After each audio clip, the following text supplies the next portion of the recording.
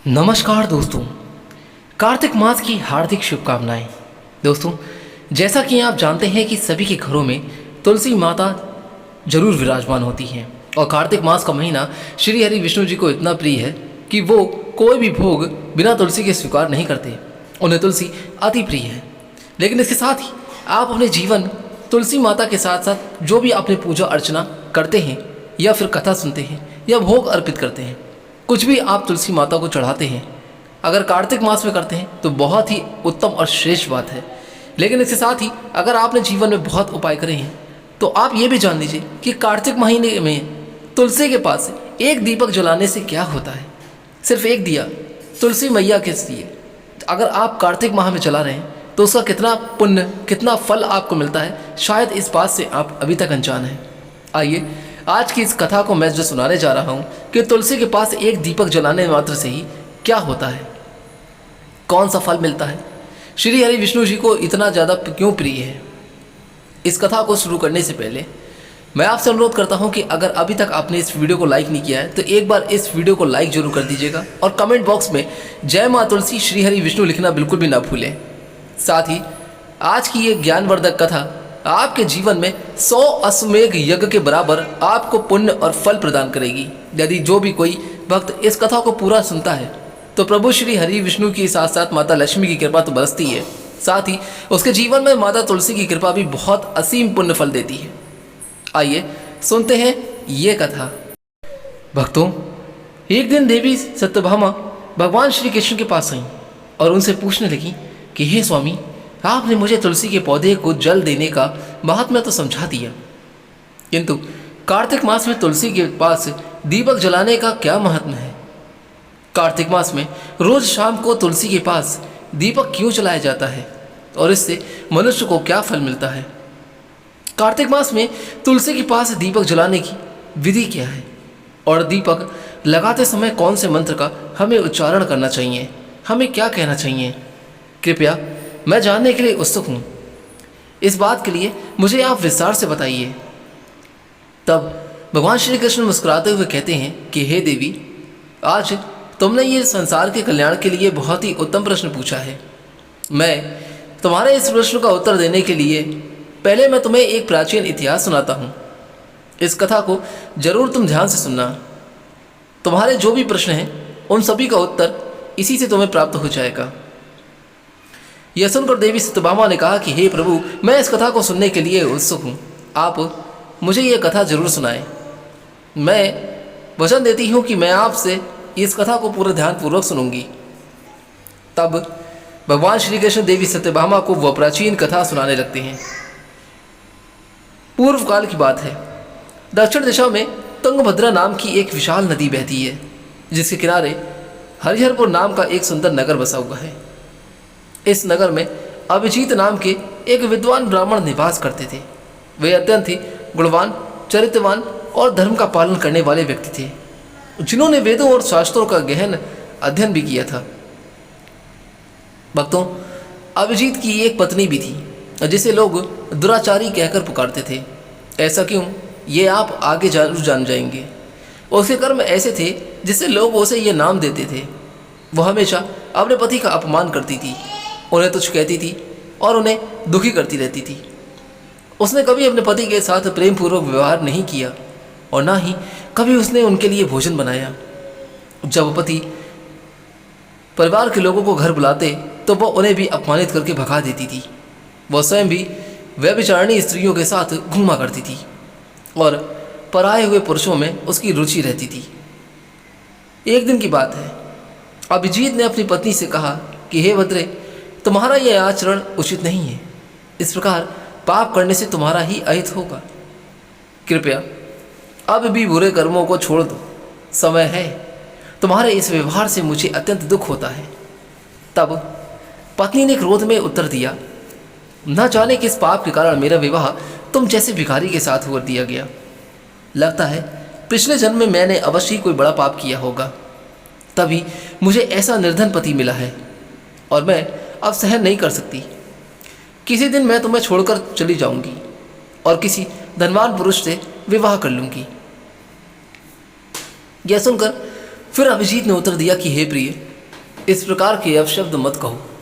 अपने पति को त्यागना उचित नहीं है।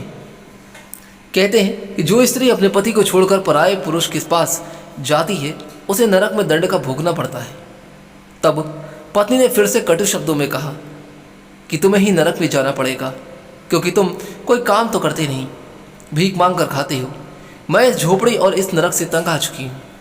तुम्हारे साथ रहना तो नरक के समान रहने का है, इसलिए मेरा मन करता है कि मैं तुम्हारे साथ ना रहूं। तब भगवान श्री कृष्ण कहते हैं कि हे देवी, जो स्त्री अपने पति का अपमान करती है और उसे छोड़कर पराये पुरुषों के पास जाती है, उसके घर में हमेशा दुर्भाग्य ही आता है और उसे उसका दंड नरक में अवश्य मिलता है। फिर एक दिन वह स्त्री वन में जाकर एक वृक्ष के नीचे खड़ी हो जाती है, क्योंकि उसका मन काम से भरा हुआ था और वह किसी सुंदर पुरुष की प्रतीक्षा कर रही थी। परंतु बहुत समय बीत जाने पर भी जब वहाँ कोई पुरुष नहीं आया, जिससे वह अत्यंत दुखी हो गई। प्रीतम की खोज में वह उधर उधर भटकने लगी, लेकिन उसे कोई भी पुरुष नहीं मिला। उस दिन उसका सारा प्रयास व्यर्थ हो गया और वह रोते हुए कहने लगी कि आज कोई सुंदर पुरुष इस मार्ग से नहीं आया। मेरी कामना कैसे पूरी होगी? कौन मेरे इस सुंदर शरीर का उपभोग करेगा? मेरी जवानी यूं ही व्यर्थ ज्योति जली आ रही है। और वह इसी बात को विलाप करने के रोने लगी। हे भगवान, कोई ऐसा पुरुष भेजिए जो मेरी इच्छा पूरी कर सके, चाहे वह मेरा भक्षण भी कर ले। मैं प्रसन्नतापूर्वक उसे अपना आलिंगन कर लूँगी। फिर भगवान श्री कृष्ण कहते हैं कि हे देवी, इस प्रकार से वह स्त्री जोर जोर से विलाप करने लगी। तब उसी जंगल में एक भयानक बाघ निवास करता था और उस पापिन स्त्री की आवाज़ को सुनकर वह जाग गया और उछलकर उस स्त्री का भक्षण करने के लिए उसके पास आया। उस बाघ का नाम ध्वंस था। ध्वंस का रूप अत्यंत भयानक था। उसका शरीर काले और नारंगी धारियों से युक्त था, जो जंगल की छाया में घुल मिल जाता था। उसकी आंखें अंगारे की तरह लाल थीं, जो अंधेरे में भी चमकती थीं। उसके जबड़े से लंबे तीक्ष्ण दांत बाहर निकले हुए थे, जो किसी भी जीव को चीरने के लिए पर्याप्त थे। ध्वंस की लंबी मजबूत पूंछ उसकी ताकत का प्रतीक थी। वह अपनी बलिष्ठ टांगों से जंगल में तेजी से दौड़ सकता था। ध्वंस का पूरा शरीर शक्तिशाली मांसपेशियों से भरा हुआ था, जिससे वह एक ही झपट्टे में अपने शिकार को धराशायी कर सकता था। उसकी नाक से बार बार गर्म सांसें निकलती थीं, मानो वह हर पल अपने अगले शिकार की तलाश में रहता हो। ध्वंस का एकमात्र लक्ष्य था कि उन पापी और दुराचारी लोगों का भक्षण करना, जिन्हें उसकी नीति से उन्हें सौंपा था। भक्तों, उस भयंकर बाघ को आमने सामने खड़ा हुआ देखकर उस स्त्री के पसीने छूट गए और वह भय से थरथर कांपने लगी थी। वह बहुत डर गई थी। वह स्त्री कुछ करती, इतने में ही उस बाघ ने अपने पंजे से उसे घायल कर दिया और वह स्त्री जमीन पर गिर पड़ी। जमीन पर गिरते ही वह स्त्री चिल्लाते हुए बोली, अरे बाघ, तू किस लिए यहाँ पर आया है और मुझे क्यों मार रहा है? मैं यहाँ पर अपने प्रीतम की खोज में रही थी। तू मुझे छोड़ दे। मेरा भक्षण करके तुझे क्या मिलेगा? उस स्त्री की यह बात सुनकर वह भयानक बाघ, जिसका नाम ध्वंस था, क्षण भर के लिए रुक गया और हंसते हुए बोला, हे दुष्टा, आज विधाता ने तुझे मेरा भोजन नियुक्त किया है, तो जैसी पापिन स्त्रियों का भक्षण करना ही मेरा काम है, तभी मुझे इस शरीर से मुक्ति मिलेगी। तब वह स्त्री कहने लगी कि हे बाघ, तुम कौन हो? मुझे सच सच बताओ, तुम्हें किस कारण से बाघ होना पड़ा और तुम मुझ जैसी स्त्रियों का भक्षण क्यों करते हो? पहले मुझे सारी बात बताओ और फिर तभी मेरा आके भक्षण कर लेना। मैं तुम्हें रोकूंगी नहीं।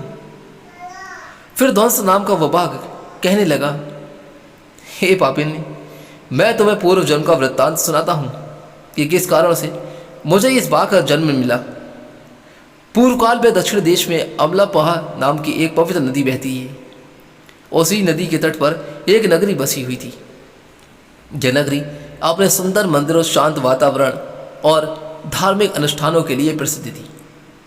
वहाँ एक ब्राह्मण परिवार निवास करता था, जिसमें मैं जन्मा था। मेरा नाम देवदत्त था। मेरे पिता एक आदर्श ब्राह्मण थे जो यज्ञ, हवन और धार्मिक अनुष्ठानों का पालन करते थे। वो धर्म का पालन करने वाले थे। मैंने अपनी किशोरावस्था में वेदों का अध्ययन किया और यज्ञ आदि धार्मिक कार्य में पारंगत हो गया था। लेकिन जैसे जैसे मैं बड़ा हुआ, मेरे मन में धन का लोभ और लालच बढ़ता चला गया। मैंने अनेक यज्ञों का आयोजन किया, लेकिन वे धार्मिक उद्देश्य से नहीं बल्कि धन के कमाने के लिए थे। मैं पापियों के साथ बैठता था जो धर्म का पालन नहीं करते थे और उनके साथ ही भोजन करता था। और मैंने धन के लोभ और लालच में आकर उनके अनैतिक कार्यों का समर्थन भी किया था। धर्म के मार्ग से भटकते हुए मैंने उन वस्तुओं का सेवन किया जिन्हें ब्राह्मणों को नहीं करना चाहिए था, लेकिन मैंने किया। मेरा मन इतना लोभ में डूब गया था कि मैं बहानों में दूसरों से धन मांगता और फिर वापस नहीं करता था। मैंने अनेक प्रकार के छल कपट किए और इस प्रकार पाप करते हुए कई वर्ष बीत गए। फिर समय के साथ ही मेरा शरीर कमज़ोर हो गया था। बाल सफ़ेद हो गए, आंखें धुंधली हो गईं और मुंह के दांत गिर गए। लेकिन धन का लोभ और लालच अब भी मेरे मन से गया नहीं था और मैं निरंतर पाप करता रहा। फिर अचानक एक दिन धन के लालच में मैं फिर से नदी के किनारे गया, जहाँ मैंने अन्य धूर्त ब्राह्मणों के साथ मिलकर लोगों को ठगा। हम सभी ने झूठे मंत्रों का उच्चारण किया और बिना विधि विधान के ही देवी देवताओं का पूजन किया, लेकिन इसका उद्देश्य केवल अधिक से अधिक धन दान में प्राप्त करना था। हमने लोगों को धर्म के नाम पर धोखा दिया। फिर उस दिन मैंने काफ़ी धन एकत्र कर लिया था, लेकिन उसी समय मेरे साथ एक भयानक घटना घट गई। जब मैं उस नदी के तट पर बैठा हुआ था, तभी एक बीमार और भटकता हुआ कुत्ता मेरे पास आया। मैंने उसे धुतकार कर भगा दिया, लेकिन वो क्रोध में आकर मेरे पैर में काट बैठा, जिससे मैं मूर्छित होकर वहीं गिर पड़ा था और उसी क्षण मेरे प्राण निकल गए। फिर मेरी मृत्यु के बाद यम के 2 दूत प्रकट हुए जो काले और भयानक रूप वाले थे और उनके हाथों में जंजीरें थीं। उन्होंने मुझे पकड़ लिया और अपने साथ यमपुरी की ओर ले गए। फिर यमपुरी में मुझे यमराज जी के आमने सामने खड़ा कर दिया गया। यमराज ने अपने दिव्य सिंहासन में चित्रगुप्त को आदेश दिया कि वो मेरे कर्मों का लेखा जोखा उनके सामने प्रस्तुत करे। तब चित्रगुप्त ने बड़े ही गंभीर स्वर में कहा कि हे धर्मराज, ये ब्राह्मण जिसका नाम देवदत्त था, इसने अपने जीवन में बहुत ही घोर पाप किए हैं। इसने धर्म के नाम पर लोगों को ठगा है और झूठे मंत्रों का उच्चारण कर यज्ञ किए हैं और भगवान का अपमान किया, जिससे यह धन के लालच में धर्म से दूर हो गया और इसने कभी भी धर्म का पालन नहीं किया। इसीलिए यह पापी ब्राह्मण नरक जाने के योग्य है। फिर यमराज ने अपने दूतों को आदेश दिया कि इस पापी को नरक की अग्नि में डाल दो, जिससे ये वहां जाकर अपने कर्मों का फल भोगे। इसके बाद मुझे नरक की भयंकर अग्नि में डाल दिया गया, जहां मैंने वर्षों तक वहां की यंत्रणा सहन की और मेरी आत्मा को भयंकर पीड़ा सहन करनी पड़ी। फिर अनेक वर्षों के बाद जब मैंने ये सजा काटी, तो मेरे पापों के कारण मुझे बाघ का शरीर प्राप्त हुआ और मैं इस दुर्गम जंगल में निवास करने लगा। भक्तों, ध्वंस ने अपनी कहानी को समाप्त करते हुए कहा, अपने पूर्व जन्मों के पापों का प्रायश्चित करते हुए मैंने संकल्प लिया कि मैं कभी भी महात्मा, साधु, पुरुष या सती स्त्रियों का भक्षण नहीं करूंगा। मैं केवल उन पापियों, दुराचारियों और उल्टा स्त्रियों का ही भक्षण कर दूंगा जिन्होंने अपने जीवन में अधर्म के मार्ग पर चलकर दूसरों को दुख दिया है। मुझे विश्वास है कि ऐसा करने से मेरे पाप से मुक्ति मिलेगी और मैं इस शरीर से जल्दी ही मुक्त हो जाऊंगा। भक्तों, फिर कृष्ण कहते हैं कि हे देवी, इस प्रकार से उस बाघ ने अपने पूर्व जन्म का वृत्तांत सुना दिया और उस स्त्री से कहने लगा, हे पापिनी, तेरे आचरण से तू उल्टा दिखाई पड़ती है और अपने पति को छोड़कर तू उस जंगल में अन्य पुरुषों के साथ भोग विलास करने के लिए आई है। इसीलिए आज तू मेरा आहार अवश्य बनेगी। इतना कहकर उस बाघ ने अपने तीक्ष्ण नाखून से उस पापी स्त्री को मारकर उसे खा लिया और फिर वह बाघ उस जगह से चला गया। उस स्त्री की मृत्यु के बाद उस जगह पर यम के 2 दूत प्रकट हुए और उस पापनी स्त्री को उठाकर यमपुरी ले गए। वहाँ पर उसे यमराज के सामने खड़ा कर दिया गया और फिर चित्रगुप्त उस स्त्री का लेखा जोखा निकालते हैं। वो कहते हैं यमराज जी से कि हे धर्मराज, यह स्त्री तो अत्यंत पापनी है। इसने बहुत घोर पाप किए हैं। इसने व्यभिचार किया है और अपने पति की कभी सेवा नहीं की। अपने पति को भूलकर पराये पुरुषों के साथ संग भोग विलास किया करती थी। तब उसके पापों को सुनकर यमराज अत्यंत क्रोधित हो गए और उन्होंने उस स्त्री को अग्नि से भरे हुए कुंडों में डालने का आदेश दिया। फिर यमराज के आदेश को सुनकर वह स्त्री अत्यंत भयभीत हो गई और फिर वह दुराचार स्त्री यमराज जी से कहने लगी कि हे धर्मराज, कृपया मुझे मेरे पापों के लिए क्षमा करें। मैंने यह अनजाने में पाप किए हैं। कृपया मुझे प्रायश्चित का अवसर प्रदान करें। तब यमराज कहते हैं कि हे स्त्री, तुमने जो पाप किए हैं वे निंदनीय हैं। तुम्हारे पापों के लिए कोई प्रायश्चित नहीं है। जो स्त्री अपने पति का त्याग करती है और अपने पति को छोड़कर पराये पुरुषों के संग विहार करती है, ऐसी स्त्री उसे निश्चित ही नरक में जाना पड़ता है। इसलिए अब तुम्हें नरक की यातनाएं झेलनी ही पड़ेगी। भक्तों, फिर यमराज ने अपने दूतों से कहा कि हे दूतों, इस पापी स्त्री को ले जाओ और इसे भयंकर नरकों में डाल दो, या उसी के योग्य है। फिर यम के दूत उस स्त्री को नरक में ले गए, जहां उसे अनेक वर्षों तक जलते हुए तेल के कुंड में पकाया गया। फिर उसे निकालकर रक नामक नरक में डाल दिया गया। इस प्रकार से उसे कई वर्षों तक अलग अलग नरकों में डाला गया। फिर नरक में कष्ट भोगने के बाद वह महापाप स्त्री पुनः पृथ्वीलोक पर आकर चंडालिन के रूप में जन्मी। फिर चांडाल के घर में जन्म लेकर वह फिर से अनेक पाप करने लगी, जिससे वह व्यभिचार में लिप्त हो गई और कई पापी पुरुषों के संग विहार करने लगी। फिर कुछ समय बाद पूर्व जन्म के पापों के कारण उसे कोढ़ का रोग हो गया और वह भयानक पीड़ा सहन करने लगी। उसका शरीर जलने लगा था और उसकी आंखों में भी पीड़ा होने लगी थी और इस कष्ट को सहते हुए वह कई दिन बिताने लगी। फिर एक दिन वह तीर्थ में स्नान करने के उद्देश्य से अंतपुर में चली गई। वहां पर एक आश्रम के बाहर निवास करने लगी थी, जहां उस आश्रम में एक तुलसी का पौधा था। अन्य स्त्रियों को वह कार्तिक मास में तुलसी के पास दीपक जलाते हुए देखकर उस पापनी स्त्री को बड़ा ही आश्चर्य हुआ।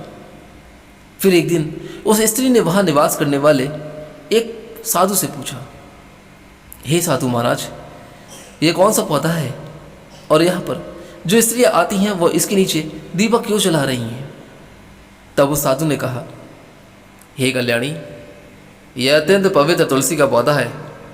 इसके दर्शन मात्र से ही संकटों का नाश हो जाता है और इस तुलसी को कार्तिक मास में जल देने से सभी देवी देवताओं की कृपा प्राप्ति होती है तथा इसके पास जो भी दीपक जलाने से जाता है उससे सभी पाप नष्ट होते हैं। तब साधु की यह बात सुनकर उस स्त्री को बहुत प्रसन्नता हुई और उसने साधु से पूछा, हे साधु महाराज, यदि कोई अत्यंत पापनी स्त्री भी इसके पास दीपक जलाएगी तो क्या उसके पाप नष्ट हो जाएंगे? तब साधु ने उत्तर दिया, हे पुत्री, ये सत्य है। यदि किसी स्त्री ने घोर पाप भी किए हों तब भी उसके पाप कार्तिक मास में तुलसी के पास दीपक जलाने से नष्ट हो जाते हैं और उसके सभी जन्मों के पाप भी समाप्त हो जाते हैं। किंतु हे पुत्री, तुम कौन हो और इस प्रश्न को पूछने का कारण क्या है? तब वह स्त्री कहती है कि हे साधु महाराज, मैं महापापनी हूँ। मैंने व्यभिचार किया है तथा अनेक प्रकार के पाप भी किए हैं। मेरे पापों के कारण ही मेरी ऐसी दुर्दशा हुई है। कृपया मुझे मेरे पापों से मुक्ति का उपाय बताइए। फिर साधु कहते हैं, हे पुत्री, अब तुम पूरे कार्तिक मास इस तुलसी के पास दीपक जलाओ, जिससे तुम्हारे समस्त पाप और दोष समाप्त हो जाएंगे। और फिर उस साधु की बात सुनकर उस पापी स्त्री ने भी वही किया। उसने भी तुलसी के पौधे के पास एक दीपक जला दिया। इस प्रकार से वह स्त्री नित्य उसी स्थान पर तुलसी के पास दीपक जलाने लगी। और फिर एक दिन वह स्त्री शाम के समय तुलसी के पास दीपक जलाने लगी तो उसी समय उसके हृदयघात से उसकी मृत्यु हो गई और वह जमीन पर गिर पड़ी। ठीक उसी प्रकार से फिर से यमराज के दो दूत उस स्त्री को यमलोक ले जाने के लिए उस स्थान पर प्रकट हुए। जैसे ही यम के दूत उस पापी स्त्री को पाश में बांध कर ले जाने लगे, तभी अचानक भगवान विष्णु के दो पार्षद उस स्थान पर प्रकट हुए। वे दिव्य पार्षद अत्यंत तेजस्वी थे। उनके शरीर से स्वर्ण प्रकाश की किरणें निकल रही थीं, जो चारों ओर का अंधकार दूर कर देती थी। उनका रूप इतना मोहक और दिव्य था कि उन्हें देखकर किसी का भी मन श्रद्धा से भर जाता, और उनके चेहरे पर शांत मुस्कान भी थी, जो अपार करुणा और दया का प्रतीक थी। उनके वस्त्र रत्न जड़ित और रेशमी थे, जो नीले और सुनहरे रंगों में चमक रहे थे। ऐसे मानो स्वयं वैकुंठ का सौंदर्य उनके व्यक्तित्व में समाया हो। उनके कानों में सुनहरे कुंडल झूल रहे थे, जिनसे दिव्य संगीत की ध्वनि प्रतीत होती थी। उनके माथे पर तिलक और चमकती हुई बिंदी भी लगी हुई थी, जो उनके दिव्यता का सूचक थी। वे दोनों विशाल कद और बलिष्ठ थे। उनके हाथों में दिव्य गदा थी, जो न्याय और धर्म की शक्ति का प्रतीक थी। वे उस स्त्री को अपने दिव्य स्पर्श से मुक्ति का आश्वासन देने आए थे, जिससे उसके सभी पाप नष्ट हो सके और उसे स्वर्ग की यात्रा का अधिकारी बना सके। तब उन पार्षदों ने यमराज के दूतों को रोक लिया और कहने लगे, हे यमदूतों, इस स्त्री को तुम यहीं छोड़ दो।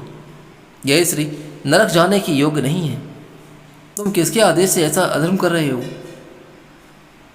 फिर यम के दूत कहने लगे कि हे पार्षदों, हम यमराज के आदेश से इस पापी स्त्री को उठाकर ले जा रहे हैं, किंतु आप हमें किस कारण से रोक रहे हैं? यह स्त्री अत्यंत पापी है, इसे नरक में ले जाने की आज्ञा मिली है। यह सुनकर भगवान विष्णु के पार्षद मुस्कुराए और बोले, हे यमदूत, तुम सत्य बोलते हो, लेकिन इस स्त्री का एक ऐसा पुण्य भी है जो इसके समस्त पापों को मिटा चुका है। क्या तुमने नहीं देखा? इसने अपने जीवन में संध्या के समय तुलसी के समीप दीपक जलाया है। तब यमदूतों ने चकित होकर पूछा कि हे पार्षदों, कार्तिक मास में क्या केवल तुलसी के पास दीपक जलाने से इसके समस्त पाप नष्ट हो सकते हैं? तब भगवान विष्णु के पार्षद ने गहन दृष्टि से यमदूत की ओर देखा और समझाया, तुम इस बात को नहीं समझते यमदूत। तुलसी भगवान विष्णु की परम प्रिय है, और जो भक्त श्रद्धा और भक्ति से पूरे कार्तिक माह तुलसी के पास दीपक जलाता है, वह भगवान श्री हरि विष्णु की कृपा पात्र बन जाता है। संध्या के समय दीपक जलाने का पुण्य अनंत गुना बढ़ जाता है, और यह न केवल उनके पापों को नष्ट करता है, बल्कि उसे स्वर्ग का अधिकारी भी बनाता है। इस स्त्री ने सच्चे मन से तुलसी का पूजन किया और दीपक को प्रज्वलित किया है। इसी कारण से इसके सारे पाप नष्ट हो चुके हैं और अब यह नरक जाने के योग्य नहीं है। फिर यमदूतों ने अपने हाथ जोड़कर कहा कि हे पार्षदों, आप सत्य कह रहे हैं। हमें इसकी भक्ति के बारे में जानकारी नहीं थी। यदि यह भगवान विष्णु की प्रिय भक्त है, तो इसे हम कैसे नरक में ले जा सकते हैं? फिर भगवान विष्णु के पार्षदों ने मधुर स्वर में कहा कि हे यमदूतों, जाओ, अब तुम लौट जाओ। इस स्त्री ने कार्तिक मास में तुलसी की सेवा की है और उस दीपक की रोशनी में अपने सारे पापों को भस्म कर चुकी है। अब इसे विष्णु लोक में ले जाया जाएगा, जहाँ इसका स्वागत होगा। यह अब स्वर्ग की अधिकारी बन चुकी है। प्रिय भक्तों, पार्षदों की बात सुनकर यमदूतों ने उस स्त्री को वहीं छोड़ दिया और उसे अपने साथ यमलोक नहीं लेके गए। तब वहां जाकर उन्होंने यमराज को सारा वृत्तांत कह सुनाया, और फिर भगवान विष्णु के पार्षद उस स्त्री को दिव्य विमान में बिठाकर उसे स्वर्गलोक ले गए। अब भगवान श्री कृष्ण कहते हैं कि हे देवी सत्यभामा, इस प्रकार कार्तिक मास में तुलसी के पास दीपक जलाने मात्र से ही मनुष्य के सभी पाप नष्ट हो जाते हैं। कोई भी स्त्री हो, अगर पूरे कार्तिक मास शाम को तुलसी के पास दीपक जलाती है, तो वह सौभाग्यशाली बनती है और उसके पिछले जन्मों के सभी पाप नष्ट हो जाते हैं और उसे सुख संपत्ति की प्राप्ति होती है। रोज तुलसी के पास दीपक जलाते समय इस मंत्र का उच्चारण करना चाहिए। जो मैं मंत्र तुम्हें बता रहा हूँ, उस मंत्र को ध्यान से सुनना। ओम तुलसी देवे च विदे विष्णु प्रियाय च धीमहि तन्नो वृंदा प्रचोदयात्। भगवान श्री कृष्ण ने कहा कि हे देवी, हजारों अमृत के घड़ों से नहलाने पर भी श्री हरि को उतनी तृप्ति नहीं मिलती जितनी तुलसी का मात्र एक पत्ता चढ़ाने से मिलती है। 100,000 गौदान से जो फल प्राप्त होता है वही फल तुलसी पत्र के दान से मिल जाता है। जो मृत्यु के समय अपने मुख में तुलसी पत्र का जल पी लेता है वह संपूर्ण पापों से मुक्त होकर श्री कृष्ण के धाम जाता है।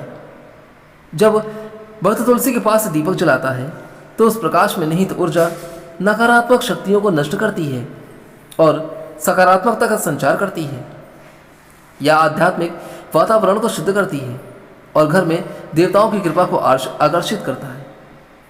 दीपक का प्रकाश अज्ञान के अंधकार को दूर करता है और ज्ञान की ज्योति को प्रज्वलित करता है। कार्तिक मास में तुलसी के पास दीपक जलाने से मनुष्य के भीतर शुद्धता, पवित्रता का भाव पैदा होता है, जिससे उसकी भक्ति और ध्यान की शक्ति बढ़ती है। यह माना जाता है कि जब व्यक्ति कार्तिक मास में तुलसी के पास दीपक जलाकर तुलसी जी की आरती करता है तो भगवान विष्णु का ध्यान सरलता से प्राप्त होता है। यह साधक के मन को स्थिरता और शांति की ओर ले जाता है, जिससे ध्यान में एकाग्रता की बढ़ती है। कार्तिक मास में तुलसी के पास दीपक जलाने का अनुष्ठान सूर्यास्त के समय करना अत्यंत शुभ माना जाता है। इस समय दीपक जलाकर तुलसी माता की आरती की जाती है और भगवान विष्णु का स्मरण किया जाता है, जिससे विशेष पुण्य प्राप्त होता है। प्रतिदिन संध्या समय में तुलसी के पास दीपक जलाते समय ओम नमो भगवते वासुदेवाय नमः इस मंत्र का जाप जरूर करना चाहिए। यह मंत्र घर के नकारात्मकता को दूर करता है और भगवान विष्णु की कृपा प्राप्त करता है। तुलसी के पास घी का या तिल के तेल का दीपक जलाना शुभ होता है। घी का दीपक अधिक पवित्र माना जाता है, लेकिन यदि घी संभव न हो तो तिल के तेल का दीपक जरूर जलाना चाहिए। तिल के तेल का दीपक नकारात्मक ऊर्जा को खत्म करता है और हमेशा सहायक बनता है। ऐसा कहा गया है कि जो भक्त पूरे कार्तिक मास में तुलसी के पौधे के पास एक दीपक जलाता है उसे 7 जन्मों तक पुण्य की प्राप्ति होती है और उसे कभी भी दरिद्र का सामना नहीं करना पड़ता।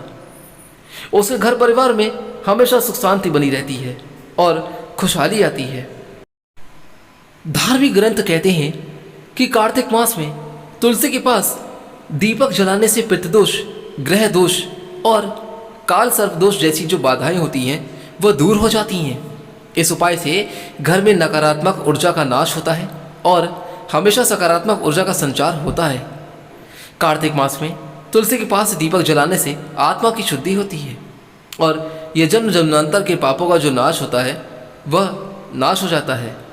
इससे आत्मा को शांति मिलती है और व्यक्ति को सद्गति प्राप्ति होती है। यह भी कहा गया है कि यदि कोई भी व्यक्ति जीवन के अंतिम समय में जो वक्त कार्तिक मास में तुलसी के पास अगर एक दीपक भी प्रज्वलित करता है तो भगवान श्री हरि विष्णु जी का स्मरण करता है, उसे मृत्यु के बाद यमदूतों का भय नहीं रहता और वह सीधे भगवान के धाम को प्राप्त करता है। कार्तिक मास में तुलसी के पास दीपक जलाने से देवी लक्ष्मी का आशीर्वाद मिलता है, जिससे व्यक्ति के जीवन में कभी भी आर्थिक संकट नहीं आता और हमेशा समृद्धि बनी रहती है। इस प्रकार भगवान श्री कृष्ण ने कार्तिक मास में तुलसी के पौधे के पास एकमात्र दीपक जलाने की महत्व को बताया। भक्तों, मैं आशा करता हूँ कि आज की यह कथा, ये जानकारी आपको अच्छी जरूर लगी होगी। यदि आपने भी कार्तिक मास में तुलसी के पास दीपक नहीं जलाया है तो जल्दी ही जला लीजिए। प्रभु श्री हरि विष्णु श्री कृष्ण जी का और देवी लक्ष्मी का आशीर्वाद आपको मिलेगा। साथ में तुलसी माता की जो कृपा आपके और आपके परिवार पर बरसेगी उसे आप समझ नहीं पाएंगे। आपके जीवन में हर तरीके के दुख, संकट, गरीबी, नकारात्मक ऊर्जा सभी का नाश हो जाएगा। तो अनुरोध करता हूं भक्तों कि यहाँ से जाने से पहले एक बार इस वीडियो को लाइक करके हमारे चैनल को सब्सक्राइब करना बिल्कुल मत भूलिएगा। कमेंट बॉक्स में जय श्री हरि विष्णु के साथ साथ जय माँ तुलसी लिखना ना भूलें। मिलता हूँ अपनी कोई और अच्छी कथा के साथ। तब तक के लिए जीवन में आप खुश रहें। प्रभु की कृपा और आशीर्वाद आपके परिवार पर सदैव बनी रहे। जय श्री राम।